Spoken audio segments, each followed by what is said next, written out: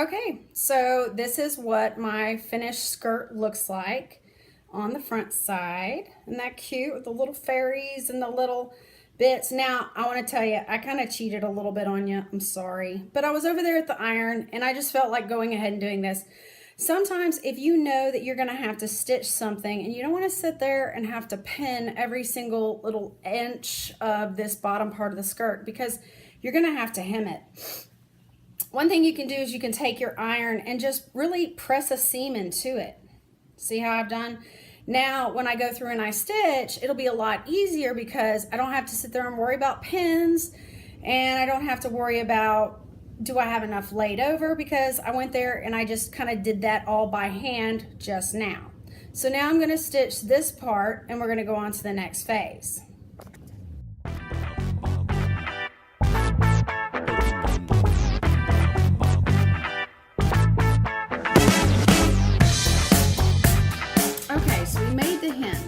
Let me introduce you to Leanne. Say hello, Leanne. Hello. No, I'm not crazy. It's okay. Whenever you're making doll clothes, it's always a wonderful idea to actually have one of the dolls present. And Leanne is one of the ones that I actually rescued from a Goodwill shop. I'm not going to really resell her. For one thing, someone gave her a lovely hairdo. You can always have your dolls sent off and redone, but I kind of like her the way she is. She's been a wonderful model for me the last year. And so what you really want to do is before you really finish up a garment, you want to make sure that it's going to actually fit the doll. And so my biggest fear is always, am I going to be able to get the arms through? Okay. So when I actually put this part together, this is going to have to be really, really tricky. What I may end up doing is just like a crisscross kind of stitch, just because I'm worried I'm not going to have enough space. I only have about 1/8 of an inch worth of hem. And then you want to look at, what does the back look like? Now, obviously we haven't attached the bottom of the skirt yet, but I apparently have enough room to go around the whole doll. Okay. She's wearing a pair of pants that I made for her. When I got Leanne, she was completely nude. So bless her heart. So I made her a lovely outfit with her, you know, the pants, because it's very popular to wear the shirt with the leggings. And so that was the kind of style I went with her. She is one of my 4 dolls that I have, believe it or not. I know, I have 4 American Girl dolls. I love them. I rescue them when I see them because a lot of times they just need tender loving care. I am planning on selling some of my dolls because I don't really need dolls. I'm 30-something years old and I don't have any kids. But I found a really great shop that will purchase them from me, and then they can actually go to a little girl who will love them. And I wish I would have loved dolls more when I was a child because I love them as an adult. Isn't that strange? Okay. Anyway, so we know now that the shirt is going to be a good fit. We're just going to have to be really careful when we do the actual shoulder part, as you can see.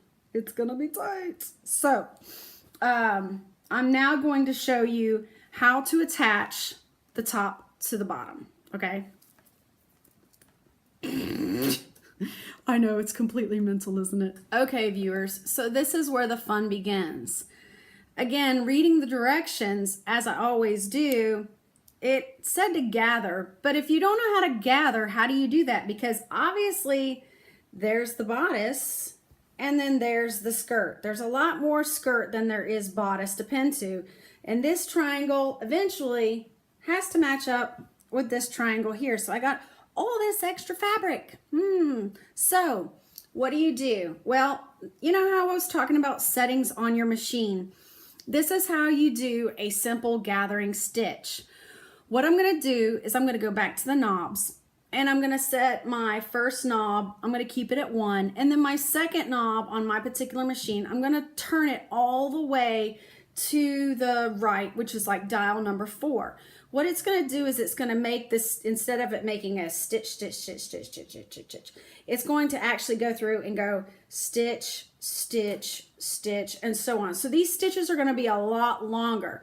I also wanna make sure that I keep it at the top part as I can. I'm not going for that, you know, 1/2 inch or 1/4 of an inch.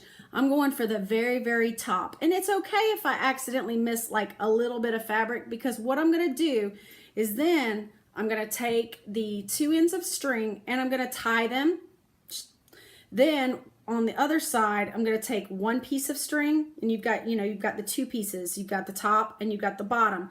I'm then going to take the bottom, I'm going to hold the top, and I'm going to just gently start squinching it down. Okay, and it's going to cause this gathering effect. And some people then like to take it and do a zigzag hem over that. That's fine if you want to do that. I might do that, I don't know. So I'll probably just put it on the time lapse and let you watch it from there. That way it's not so completely boring, because I know how sometimes these do-it-yourself kind of videos can get kind of boring. So I might just do that on the fast version. Okay, so here again, with the basic directions. This is one end of the dress. I'm going to take it, I'm going to tie this in a knot so that it doesn't come loose. Okay, just a real simple knot. You don't have to do anything extravagant. Then I'm going to flip over to the other side, and I'm going to take just one of the strings. Okay, it doesn't matter which one really. And I'm simply going to pull down. You see how it's creating this gathering effect? I'm going to go through the whole way. So I'm just going to, and you can't just like yank it, otherwise your string will break. I've had that happen to me before. But you just kind of work it through. You work it. You make it work, okay? I love Project Runway. Tim Gunn is amazing. If Tim Gunn ever watches this, I'll be so proud. I was discovered on YouTube. But yeah, I'm just taking it, pulling it down, working it all the way through. And eventually, when I get to a point where I feel like I've got it pretty close, then I will do the zigzag stitch just to kind of hold it in place. So you actually have to physically pull it down to the far end. See? I know that it's kind of monotonous, but for somebody who hasn't sewn before, it's really going to help them out. It's really funny, in my day job, I'm a PE teacher. I didn't start getting into sewing till, I don't know, I was probably like 27, 28. And I started out making the PJ pants, like I said before. I made them for my runners if they got a personal best or whatnot. And I ended up making probably like 50 pairs of PJs that year. I don't think I'll ever make that promise again. Thankfully, we were a small team, but it was something to just try and, you know, get them interested in maybe trying to improve and that sort of thing. But after that, then I got into quilting. And you want to talk about ironing. If you don't like to iron, don't quilt. There's a lot of ironing and sewing. Moms, help out your daughters or sons with the ironing part, because yeah, even a 20, 30 something year old woman can burn themselves, and you definitely don't want to leave the iron on unless you have one of those that like comes out with, you know, the automatic timer. Okay, so I think I'm pretty close. So I'm not going to tie the knot so close to the edge. I'm going to give myself a little bit of room, like, you know, wiggle room, just in case I accidentally made it too small, because you don't want to do that, because if it's too small, then you have to take out the seam.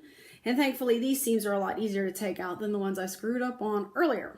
So as you can see, I just made a really simple knot. Just trying to focus in on that. And I'm now going to get rid of this extra. Okay, so I cut off the extra, and I managed to drop my bodice on the floor, so give me a second.